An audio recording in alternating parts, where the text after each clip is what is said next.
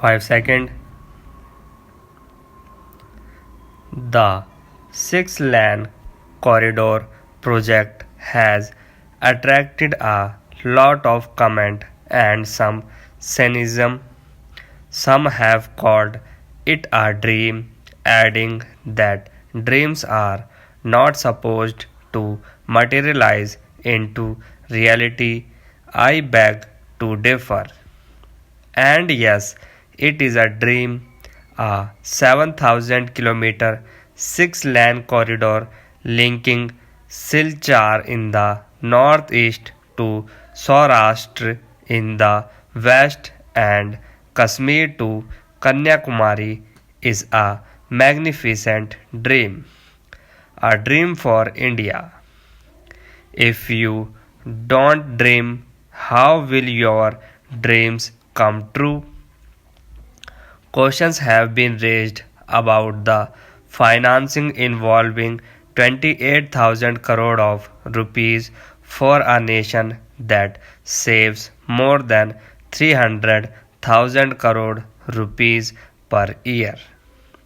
A country that imports nearly 28,000 crores worth gold largely for savings has ample resources for several projects of this scale and dimension. The north south east west corridor, when completed, will save 15,000 crore rupees a year just by way of petroleum products saved and a like amount in wear and tear of vehicles and life and limb of drivers, not taking into account the time saved and efficiency achieved in transportation of goods. We have the will and the means and the technical know how to undertake this project, and it will move in the direction I outlined in a speech to FICCI. I would like to remind you that Bhakra Dam was viewed as an impossible dream in the early 50s. More recently, the tunnel under the English Channel linking Britain and France was considered both a technical and a financial impossibility.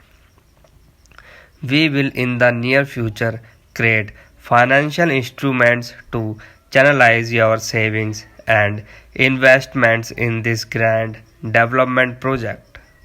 There are enormous employment and investment opportunities in India's information technology sector, which is the fastest growth segment of India's economy. My government is committed to speeding up its growth. The first report of the National Task Force of Information Technology and Software Development, containing 108 recommendations, has been accepted. Many of the recommendations have now been notified. They will remove the bottlenecks that has constrained this sector from growth even faster. The second report, devoted to strengthening India's hardware sector, is with the government. It will soon be considered. The recently announced policy for internet service providers, probably the most liberal in the world, will add momentum to India's IT growth in the country. Telecommunications is a vital infrastructure for the development of the economy. We have taken a series of measures to open this sector for private investment and provide a level playing field. We shall announce a new telecom policy soon to achieve a quantum jump in this sector. The global mobile personal communications service has already been permitted, and the Iridium project has been launched on November 1st as scheduled. It is worth noting that out of 4,000 crores of rupees foreign direct investment inflow in telecom since 1991, almost 50% has come during this year. This is an indication of the immense investment opportunities and the improving investment climate in this sector. Government has often been criticized, and rightly so, for being long on policy pronouncements and short on implementation. We shall endeavor to correct this imbalance. Time bound implementation of all decisions shall be demanded and obtained. Government shall enforce accountability for laxity and delay. Effective interministerial coordination shall be ensured so that important policies are quickly translated into action. You shall not find us wanting in this regard. The sustainability of economic reforms is crucially dependent on equitable distribution of the benefits of growth.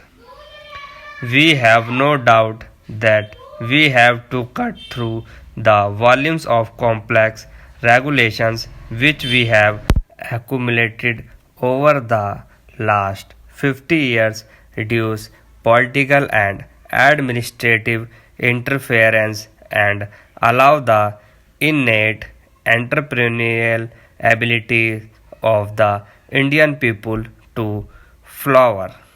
The need for a leaner and more efficient bureaucracy, curtailment of government expenditure, a transparent and targeted subsidy regime, and commercially viable public sector cannot be overlooked.